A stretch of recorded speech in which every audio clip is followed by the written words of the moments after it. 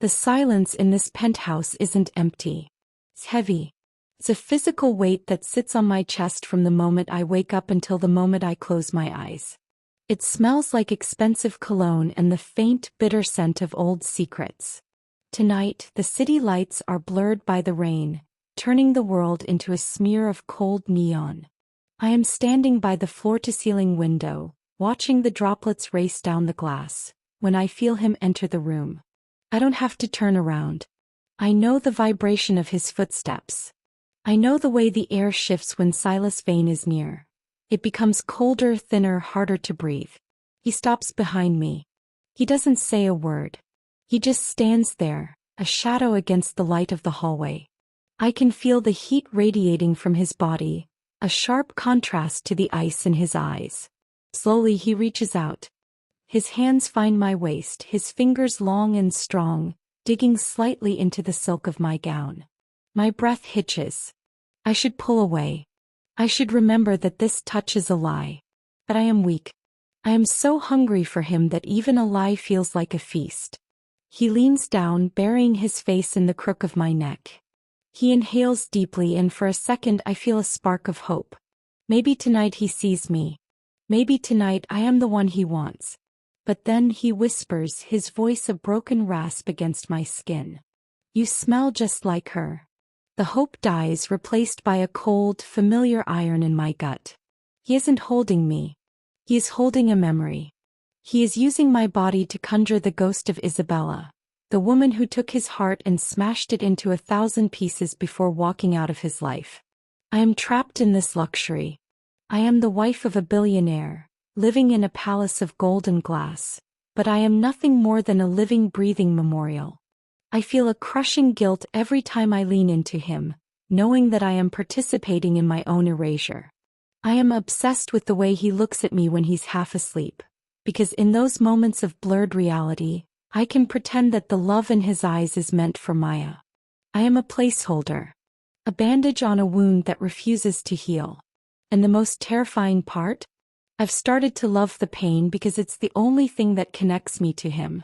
My name is Maya, and I remember the day I sold my future. It was exactly 1 year ago. I was standing in a dusty art studio, surrounded by half-finished canvases and bills I couldn't pay. My mother was in a hospital bed, and the doctors were using words like palliative and unaffordable. Then he walked in. Silas Vane didn't look like a man. He looked like a force of nature. He was wearing a suit that cost more than my entire education, and he looked at my art with a clinical, detached boredom. But when he looked at me, his expression changed. For a heartbeat, he looked like he had seen a ghost. You have her eyes, he said. It wasn't a compliment. It was a cold observation. He didn't waste time with small talk. He offered me a contract. 20 pages of legal jargon that boiled down to one thing. I would play the role of his devoted wife. I would sit at his side at board meetings. I would smile for the paparazzi. I would occupy the empty space in his bed so the world would stop asking why the great Silas Vane was still mourning a woman who didn't want him. In exchange, my mother would get the best care in the world. I don't want your heart, Maya, he had warned me that day, his voice as sharp as a razor. I don't have one to give you. My heart left this city 2 years ago. If you want this deal, you have to be okay with being a shadow. You have to be okay with me never truly seeing you. I signed it. I told myself I was a soldier. I told myself that a year of play acting was a small price to pay for my mother's life. But I didn't account for the quiet moments. I didn't account for the way Silas looks when he's working late at his desk, the lamp light catching the silver in his hair. I didn't account for the way he occasionally defends me against his snobbish associates, his voice turning lethal if anyone dares to disrespect his wife. I am living a double life. To the public, we are the gold standard of romance. To Silas, I am a necessary utility. But to me, Silas has become an obsession. I find myself lingering in the rooms he's just left, just to catch the scent of his cologne. I find myself memorizing the way he takes his coffee, black, bitter, and at 5 a.m. I am falling for a man who is using me as a tool to forget someone else. And as I stand here tonight with his hands on my waist and his mind with a ghost, I realize that the contract didn't just buy my time. Bought my soul. And the year is only halfway over. The contract said, no emotional entanglement. Clause 10. It was written in black ink, bold and clear, a legal wall built to protect Silas from me and me from him. But ink is thin and the heart is a stubborn thing. 3 months passed. The mansion, which once felt like a museum of glass and echoes, began to change. It started with a Tuesday night, the night the city was hit by a blackout. The floor-to-ceiling windows were dark, the neon pulse of New York extinguished. For the first time, the penthouse was truly silent. I was sitting in the living room, wrapped in a cashmere throw, watching the shadows dance on the ceiling by the light of a single candle. I heard him before I saw him. He wasn't wearing his suit jacket. His silk tie was undone, hanging loosely around his neck like a broken leash. He looked tired.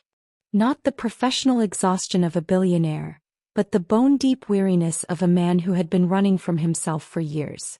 "You're still awake," he said. His voice didn't have its usual razor edge. It was soft, almost vulnerable in the dark. "I like the dark," I replied. "It's the only time this place feels like a home instead of a stage." He didn't move toward the bar like he usually did. Instead, he sat on the edge of the sofa a few feet away from me. The candlelight flickered, casting long, wavering shadows across his face. For the first time, he didn't look like a titan.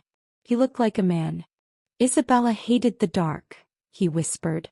It was the first time he had said her name without the armor of bitterness.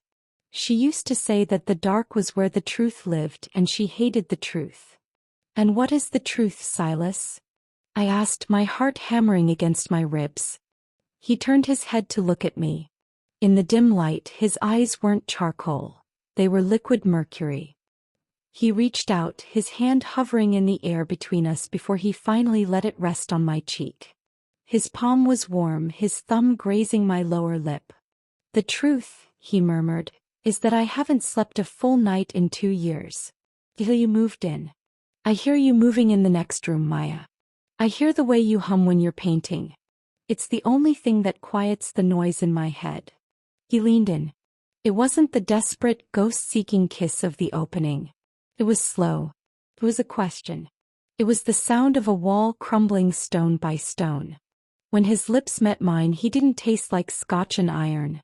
He tasted like a man who was finally, painfully starting to breathe again. I felt the guilt flare up, that sharp, stinging reminder that I was supposed to be a placeholder. But as his fingers tangled in my hair, I didn't feel like Isabella. I felt like Maya. I felt seen. For one night, the contract didn't exist. There was no ex. There was no ex-wife. There was just the heat of the fire and the weight of his body as he finally, for one brief moment, let himself fall into me. But as the sun began to peek over the skyline the next morning, the light brought the shadows back. Music. The piano becomes more somber with a repetitive, anxious beat. The next morning, the Iron Titan was back. Silas was at the dining table, hidden behind a digital tablet and a cup of black coffee. He was wearing a fresh suit, every hair in place, the mask of the billionaire firmly reconstructed. "Maya," he said, not looking up. "The charity gala for the Children's Hospital is this Friday. The board expects us to be the highlight of the evening. Your dress has been delivered to your suite." "Silas," I started, my voice small. "About last night." "Last night was a lapse in judgment," he interrupted, his voice returning to that cold, transactional tone that made my stomach turn. "The stress of the blackout. Nothing more. We have a contract to honor, and the board is already suspicious of our whirlwind romance. We cannot afford any more distractions." Distractions. That's what I was. A glitch in his system. I looked at the sapphire ring on my finger, the one he had given me to make the lie look real. It was beautiful, but it felt like a cold, blue eye watching me. "I understand," I said, standing up. "I'll be ready for the gala." I walked away, but I could feel his eyes on my back. He was lying. I knew it, and deep down he knew it too. He wasn't afraid of the board. He was afraid of me. He was afraid that I was making him forget Isabella. And for Silas Vane, forgetting Isabella meant losing the only identity he had left. The man who was too broken to love again. But what neither of us knew was that Isabella wasn't just a memory anymore. As I prepped for the gala, a letter arrived at the mansion. It wasn't for me. It was for him. It was a small, cream-colored envelope, smelling of jasmine and expensive perfume. The ghost wasn't in the room anymore. She was at the front door. And she was coming to take back what she thought belonged to her. The 48-hour clock was ticking down, but the air in the limousine felt like it was running out of oxygen. Silas sat across from me, his face illuminated by the passing streetlights of downtown Chicago. He looked perfect, a masterpiece of tailoring and cold indifference. I, on the other hand, felt like a fraud wrapped in a 5-figure Valentino gown. "Tonight is the final move," Silas said, his voice level despite the chaos of paparazzi we were about to face. "The Miller charity auction. Every eye in the city will be on us. If we survive the next 4 hours, the board will retreat and you will have your boutique back." "And if someone recognizes me?" I asked, my fingers twisting the silk of my skirt. "I'm not a painter from Paris, Silas. I'm a girl who failed at her own business." Silas leaned forward, his hand catching mine to stop my fidgeting. His skin was warm, a sharp contrast to his icy gaze. "In this world, Maya, people only see what you show them. Tonight you are my equal. Act like it." The car slowed to a halt. The red carpet of the Drake Hotel was a sea of flashing lights. As the door opened, the noise hit me like a physical wave. "Silas. Who is she?" "Mr. Vane over here." Silas stepped out first, then reached back for my hand. He didn't just lead me, he claimed me. His arm went around my waist, pulling me so close that I could feel the steady beat of his heart through his tuxedo jacket. For a man who hated being touched, he was a terrifyingly good actor. Inside, the ballroom was a cathedral of gold and crystal. But as we moved through the crowd, the whispers followed us like a trail of smoke. "Silas, darling, you've been hiding gems from us." A woman in a shimmering silver dress cooed, her eyes scanning me like she was looking for a flaw in a diamond. "This is Maya," Silas said, his voice dropping into that low, possessive growl we had practiced. "She prefers the quiet. I've simply been respecting her wishes." I played my part. I smiled. I nodded. I leaned into him when the questions got too pointed. But then the air in the room seemed to freeze. The music didn't stop, but it felt like it did. A woman stood at the top of the marble stairs. She wasn't wearing the black or navy of the other guests. She was in crimson, a blood-red silk that made her look like the fire she was. Isabella. She descended the stairs slowly, her eyes locked on Silas. She didn't look at the crowd. She didn't look at the cameras. She looked at him with the confidence of someone who knew exactly where his heart was buried. "Silas," she purred as she reached us. Her voice was like honey poured over thorns. She didn't look at me, she looked through me. "I see you found a replacement. She does have my chin, doesn't she? From a distance at least." I felt Silas's hand tighten on my waist. It wasn't the protective grip of the car. It was a reflex. He was staring at her, his jaw set so hard I thought it might shatter. The Iron Titan was gone. In his place was a man looking at the person who had ended his world. "You're trespassing, Isabella," Silas said, his voice a low, lethal hum. "I'm a donor, Silas." "Just like you," she said, finally turning her gaze to me. Her eyes were sharp, scanning my face for the cracks. "Tell me, dear, does he call you by your name when you're alone? Or does he just close his eyes and pretend the ghost finally came home?" The room went silent. The socialites leaned in. This was the moment the fake marriage was supposed to crumble. I looked at Silas, expecting him to defend me, but he was frozen. He was back in that library, back in the dark, lost in the memory of her. I realized then that if I didn't act, the contract was over. My mother's care, my future, Silas's empire. It would all go up in the red flames of Isabella's return. I stepped forward, breaking the grip of Silas's arm. I didn't look at him. I looked at her. I channeled every ounce of the equal Silas told me to be. He calls me Maya, I said, my voice steady and clear, ringing through the silent ballroom. And he doesn't have to close his eyes anymore, Isabella. Because for the first time in 2 years he's actually looking at the person in front of him instead of the shadow behind him. I reached back, taking Silas's hand and interlacing our fingers. His hand was cold, but as I squeezed, I felt his pulse jump. He looked at me then, not at the shadow, not at the ex, but at me. Isabella's smile faltered. For a split second the predator looked like the prey. But then she leaned in, whispering so only Silas and I could hear. A charming performance. But we both know the truth, don't we? I'm the only one who knows what's behind that vault you call a heart. And I'm coming to take the key back. She walked away, the red train of her dress snapping behind her. Silas didn't move. He was looking at our joined hands as if he didn't recognize them. We need to leave, he whispered. We can't, I replied, my heart hammering. The auction is starting. If we leave now, she wins. She already won, Maya, he said, finally meeting my eyes. His gaze was full of a terrifying raw honesty. She's right. I don't know how to look at you without seeing what I lost. And tonight I realize that I'm starting to be afraid of the day I stop seeing her. Because that means I'm actually falling for a lie. The ride back to the penthouse was a vacuum. Outside, the Chicago rain had turned into a torrential downpour, blurring the city lights into streaks of neon gold and gray. Inside the limousine, the silence was so thick it felt like a third passenger. Silas sat in the corner, his silhouette sharp against the window. He hadn't let go of my hand since we left the ballroom, but his grip was no longer a performance. It was tight, almost desperate, as if he were holding onto a ledge. You shouldn't have said those things to her, he finally whispered. His voice was a jagged shadow of its usual self. I had to, Silas, I replied, my voice trembling. The board was watching. The press was there. If I had stayed silent, they would have seen the lie.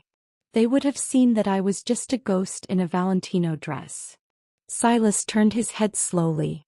His charcoal eyes were dark, reflecting the passing streetlights. And are you? A ghost? I don't know anymore, I said, looking down at our joined hands. Sometimes I feel more real in this lie than I ever did in my actual life. And that's the most terrifying part. We reached the hotel. The staff bowed lower than before. The news had already traveled via social media. The Iron Titan had stood by his mystery bride against the legendary Isabella Thorne. We were no longer a billionaire and a guest. We were a myth. The elevator ride to the penthouse felt like an eternity. When the doors opened, Silas didn't go to his office. He didn't go to the bar. He followed me into the living room, the space where the blackout had happened just a few nights before. She's right about one thing, Silas said, stopping in the center of the room. He began to pull off his tie, his movements erratic. I did choose you because you had her eyes. I wanted to look at you and feel the anger instead of the emptiness.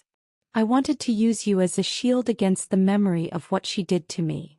I know, Silas, I said, the words tasting like ash. That was the deal. But it's not working, he shouted, the sound echoing off the marble walls. He stepped toward me, his face inches from mine. I look at you now and I don't see her. I don't see the woman who left me at the altar. I see the woman who cleans her brushes on her jeans. I see the woman who hums when she thinks no one is listening. I see you, Maya. And I don't know what to do with that. He reached out, his hands grasping my shoulders. He wasn't the billionaire boss anymore. He was a man who had been frozen in ice for 2 years, and the heat was finally starting to burn him. I'm falling too deep, he whispered, his forehead resting against mine. The contract, the money, it's all becoming noise. I look at you and I feel a hunger that has nothing to do with her. And it makes me feel like I'm betraying the only part of me that's still alive. the part that stayed in the past. Then let it go, Silas, I breathed, my hands finding the lapels of his jacket. Let the past stay dead. He didn't answer with words. He pulled me into a kiss that was a collision of 2 years of loneliness and 6 months of a beautiful lie. This wasn't a script. This wasn't for the board. It was a desperate, raw confession. But even as his arms wrapped around me, pulling me into the heat of him, a cold thought flickered in the back of my mind. We were breaking the only rule that kept us safe. Clause 10. No emotional entanglement. Because if this was real, then the ending wouldn't just be a contract expiration. It would be a massacre. The morning light was a thief. It stole into the room, cold and gray, stripping away the warmth of the night before. I woke up with the weight of Silas's arm across my waist. For a few precious minutes the world was small and safe. There were no contracts, no billionaires, and no ghosts. There was only the sound of his steady breathing and the feeling of his skin against mine. I let myself believe just for a moment that we had survived the storm, that the iron shadow had finally let the light in. But as I reached for my phone on the bedside table, the digital world was already screaming. Image. A close-up of a smartphone screen showing a viral headline, "The Billionaire's Secret. Contract Revealed." My blood turned to ice. I sat up, the sheets pooling around my waist. The link led to an anonymous whistleblower site. There it was, every page of our agreement. Clause 4. Clause 10. The payment schedule for my mother's care. The specific physical descriptions Silas had requested to ensure I matched Isabella's silhouette. The comments section was a slaughterhouse. She's a paid escort with a ring. Poor Silas, he's so obsessed he bought a doll. I wonder how much she charges for a smile. The arm around my waist tensed. Silas was awake. He didn't have to look at the screen to know. He could feel the change in the air, the sudden suffocating return of the business. "Isabella," he whispered, sitting up. He didn't reach for me. He reached for his own phone. "She didn't just want to humiliate us, Silas," I said, my voice sounding like it belonged to someone else. "She wanted to destroy you. And she used me to do it." The next 3 hours were a blur of chaos. The penthouse was no longer a sanctuary. It was a siege. Downstairs, the lobby was flooded with reporters. Upstairs, Silas was a whirlwind of lethal efficiency. He was back in his armor, his eyes cold, his voice barked orders at a team of crisis managers over the speakerphone. "I don't care about the shares," Silas roared. "I want the source of the leak traced. I want the site taken down in 10 minutes. I stood in the doorway of the library, still wearing the silk robe he had given me. I felt invisible. I felt like the utility he had hired a year ago. "Silas," I called out softly. He didn't look up from his monitors. "Maya, stay in the West Wing. Don't look at the news. My security team will move you to the country estate by noon. It's not safe here." "I don't want to go to the country," I said, stepping into the room. "I want to know if what you said last night was real. Or was that just another part of the protection strategy?" He stopped. His hands gripped the edge of his mahogany desk so hard the wood groaned. He finally looked at me, but the man from the night before was gone. In his place was the titan who had built an empire on calculated risks.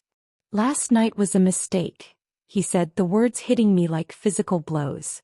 "It gave her the leverage she needed. She knew I was distracted. She knew I was letting my guard down with you, and she waited for that exact moment to pull the trigger." "Distracted," I repeated, a bitter laugh escaping my lips. "Is that what I am? A security flaw? You're a liability, Maya," he shouted, turning to face me. "Look at what's happening. The board is meeting in an hour to strip me of my title. My family's legacy is being laughed at because I tried to play house with a girl I bought at an art gallery." He regretted it the moment the words left his mouth. I saw the flash of horror in his eyes, the way he reached out as if he could catch the air and put the words back in. But it was too late. The truth had finally come out. In the heat of the fire, Silas hadn't reached for me. He had reached for his empire. "I'm leaving," I said, my voice dead and cold. "Maya, wait. The press is out there." "I don't care about the press, Silas. I spent my whole life being invisible. I think I'd rather be hated by the world for who I am than loved by you for who I'm pretending to be." I walked out. I didn't take the jewelry. I didn't take the designer clothes. I put on my old jeans and the paint-stained sweater I had arrived in. As I walked toward the service elevator to avoid the cameras, I realized that Silas had been right at the very beginning. He didn't have a heart to give. He just had a very expensive cage. I thought the silence of the mansion was heavy, but the silence of my old life was deafening. It had been 3 weeks since I walked out of the vain penthouse. I was back in my small studio, the smell of turpentine and cheap coffee replacing the scent of sandalwood and silk. My mother was safe. Silas had honored the medical trust despite the scandal. He was a man of his word, even if he wasn't a man of his heart. I sat in front of a blank canvas, my brushes dry. I tried to paint the city, but all I saw was the way the light caught the edge of his jaw.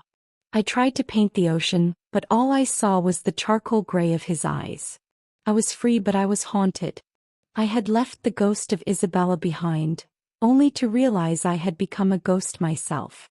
Then the news broke. Vane resigns. The headline wasn't about a scandal.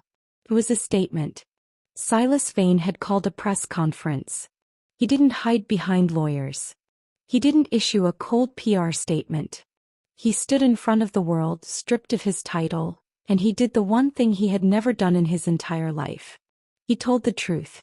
"I didn't marry Maya to love her," he had said to a sea of cameras, his voice echoing through my tiny studio from the laptop speakers. "I married her because I was a coward. I was a man who preferred a beautiful lie to a painful reality. I used her. I hurt her. And in doing so, I realized that she was the only thing in my life that wasn't for sale." He looked directly into the lens, and for a second, it felt like he was looking through the screen straight into my soul. "The board didn't fire me," he said. "I left. Because an empire built on the back of the woman I love isn't an empire. It's a prison. I'm done being a titan. I just want to be a man who deserves her." Music. The orchestra swells. Sound of footsteps on a wooden floor. I didn't hear the car pull up. I didn't hear the door open. I only felt the shift in the air. I turned around and there he was. Silas wasn't wearing a $3,000 suit. He was wearing a plain black coat, his hair tousled by the wind, his eyes red from lack of sleep. He didn't look like a billionaire. He looked like he had walked through a fire. "You're a fool, Silas," I whispered, my voice breaking. "You gave it all away. The legacy, the company. For what?" "For a chance to stand in front of you without a contract in my hand," he said. He walked toward me, his movements slow, his eyes never leaving mine. He stopped a foot away. The air between us was electric, but it wasn't the frantic energy of the gala or the desperation of the penthouse. It was a deep, grounded heat. "I spent my whole life trying to forget Isabella," he murmured, reaching out. His hand was trembling, the Iron Titan trembling. He touched my cheek, his thumb grazing my skin. "And I fell so deep into you that I forgot who I was supposed to be. I don't want the sky, Maya. I just want the ground you walk on." He leaned in, and this time the kiss was the answer to every question we had ever asked in the dark. His hands were on my waist, but his mind wasn't 1,000 miles away. I could feel the heat of him, the way his fingers dug into my old paint-stained sweater as if he were trying to anchor himself to the truth. He leaned in, his breath warm against my neck, and this time, for every heartbeat, I knew it was for me. I closed my eyes, tilting my head back, and I felt a touch that told me I was finally enough. When he kissed me, it wasn't an escape. It was an arrival. His lips were soft, lingering, searching for a future that belonged only to us. I felt the fullness in the way he held me, like a man who had finally stopped drowning in the past and had learned how to swim. I am no longer trapped. I am no longer a placeholder or a shadow. I am the woman who looked into the eyes of a billionaire and found a man. We don't have a mansion. We don't have a board of directors or a sapphire ring. But as we stood in that dusty studio, the sun setting behind the city we both used to fear, I realized that Silas hadn't used me to forget his ex. He had used the memory of his ex to find the only woman he was ever meant to love. The fall was over. And for the first time in my life, I wasn't afraid to be seen.